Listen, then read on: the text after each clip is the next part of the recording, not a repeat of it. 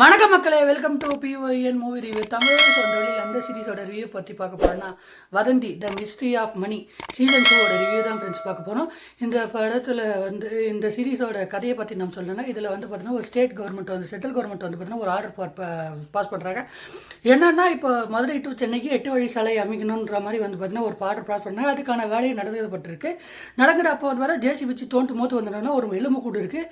அந்த எலும்பு கூட பார்த்துட்டு பார்த்தீங்கன்னா எல்லா மீடியாவுமே பார்த்தீங்கன்னா இதை பரபரப்பாக பார்த்தீங்கன்னா சோஷியல் மீடியாவிலேருந்து ப்ரெஸ் மீடியாவில் எல்லாத்துக்குமே பார்த்தீங்கன்னா ஷேர் ஆகுது.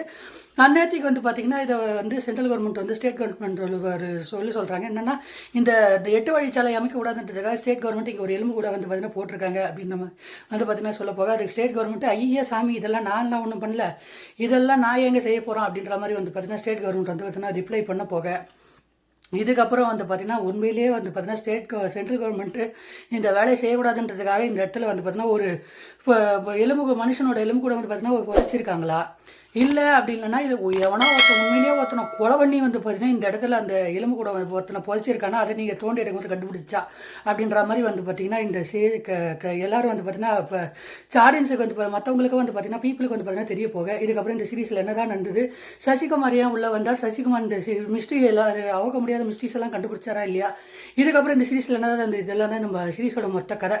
இந்த சீரீஸில் குறிப்பாக சசிகுமார் கேஸ்டிங் பண்ணது ரொம்ப சூப்பராக இருந்தது அப்படின்னு பார்த்தீங்கன்னா நான் சொல்லுவேன். குறிப்பாக பார்த்தீங்கன்னா அவர் போலீஸாக பார்த்தீங்கன்னா அவர் ஒரு சஸ்பெண்டடான ஒரு போலீஸ் ஆஃபீஸராக மதுரைக்கு வராப்பில் வந்தவர் பார்த்தீங்கன்னா ஒரு கில்ட்டினஸ்க்காக பார்த்தீங்கன்னா இது நானே கண்டுபிடிச்சி நானே பண்ணி விசாரணை இறங்கி அவரே பார்த்தீங்கன்னா எல்லாரையும் விசாரணை பண்ணும்போது பார்த்தீங்கன்னா எப்படியெல்லாம் பார்த்தீங்கன்னா ஒரு ஆடியன்ஸை பார்த்தீங்கன்னா எஜ்ஜாவது சீட்டில் உட்கார முடியுமோ அந்த அளவுக்கு பார்த்தீங்கன்னா இந்த டீம் பார்த்தீங்கன்னா சூப்பராக பார்த்தீங்கன்னா அவங்க ஆன் ஸ்க்ரீன் பார்த்தீங்கன்னா புஷ் பண்ணியிருக்காங்க அப்படின்னே பார்த்தீங்கன்னா நான் சொல்லுவேன். குறிப்பாக இந்த சீரீஸில் இருக்கிற அந்த அநேகா கேரக்டர் ஆகட்டும் அதே நல்ல விவேகா பிரசன்னா 2 பேரோட காம்பினேஷன் பார்த்தீங்கன்னா நல்லா இருந்தது. நீ வெளியே எவ்வளோ பெரிய ஆஃபீஸராக இருந்தாலும் வீட்டுக்குள்ளே நீ எனக்கு ஹஸ்பண்ட் அண்ட் ஒய்ஃப் தான் அப்படின்ற மாதிரி ஒரு விஷயத்தை பார்த்தீங்கன்னா அவங்க சொல்ல வராங்க. அதுவே ரொம்ப சூப்பராக இருந்தது.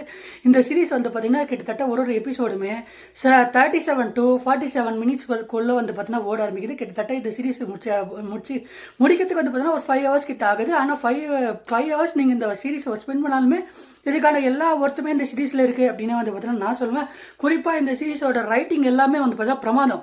குறிப்பாக பார்த்தீங்கன்னா இந்த சீரீஸ் கொண்டு போகிற விதமாகட்டும் ஃபர்ஸ்ட் எபிசோடில் வந்து 7th எபிசோடு வரலாம் எஜ்ஜாவது சீட்டில் ஒரு உட்கார வச்சிருப்பாங்க. குறிப்பாக அந்த டிஎன்ஏ சீக்வன்ஸ் பார்த்தீங்கன்னா இப்போ மேட்ச் ஆகுதா இல்லையா, இது மேட்ச் ஆனா இன்னும் அவ்வளோதாண்டா இனி அப்படின்ற மாதிரி பார்த்தீங்கன்னா ஒரு சீட்ஸை பார்த்தீங்கன்னா நமக்கு உட்கார வச்சிருவாங்க. ஏன்னா அந்த அளவுக்கு பார்த்தீங்கன்னா இந்த ஆந்தனி லியூஸோட ரைட்டிங் பார்த்தீங்கன்னா ரொம்ப சூப்பராக இருந்தது அப்படின்னு பார்த்தீங்கன்னா நான் சொல்லுவேன்.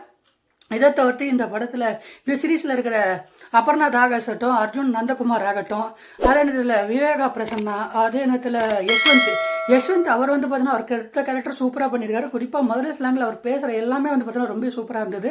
அது மட்டும் இல்லாமல் இந்த படத்தில் சேத்தன் பார்த்தீங்கன்னா ஒரு கேரக்டர் பண்ணியிருப்பாரு. அவர் கொடுத்த ரோலுமே பார்த்தீங்கன்னா ரொம்ப சூப்பராக பார்த்தீங்கன்னா இருந்தது அப்படின்னே பார்த்தீங்கன்னா நான் சொல்லுவேன். குறிப்பாக இந்த படத்தில் இருக்கிற இன்னொரு முக்கியமான கேரக்டர் யாருன்னா ஜார்ஜ் விஜய் நெல்சன், அவரும் பார்த்தீங்கன்னா அவர் கொடுத்த ரோலை சூப்பராக பண்ணியிருக்காரு அப்படின்னே பார்த்தீங்கன்னா நான் சொல்லுவேன். குறிப்பாக இந்த சீரீஸ் பார்க்கும்போது எல்லாருக்கும் ஒரு டவுட் வரும் இல்லையா, ஃபஸ்ட்டு சீசனை பார்த்துட்டு இந்த சீசனை பார்க்கணுமா இல்லை இதை ஒரு தனி சீசனாக பார்க்கணுமா அப்படின்னு கேட்டிங்கன்னா இன்னும் பொறுத்தவரை இதை நீங்கள் தனியாக ஒரு சீரீஸாகவே பார்க்கலாம். அது ஃபஸ்ட்டு சீசனோட இதுக்கு எந்த சம்மந்தமே கிடையாது. அதனால் பார்த்தீங்கன்னா இதில் எந்த பிரச்சனையும் இல்லை. குறிப்பாக இந்த சீரீஸில் ஒரு டைலாக் ஒன்று வரும், என்னென்னா போய் பார்த்தீங்கன்னா காட்டு தீ மாதிரி பரவுங்க சார், உண்மை மண்ணுக்குள்ளே பொறிச்சிருக்கிற டைமண்ட் மாதிரி அதை நம்ம தான் பார்த்தீங்கன்னா தேடி எடுக்கணும் அப்படின்ற மாதிரி சொல்கிற டைலாக் வச்சுருப்பாங்க. அதெல்லாம் பார்த்தீங்கன்னா ரொம்ப சூப்பராக இருந்தது.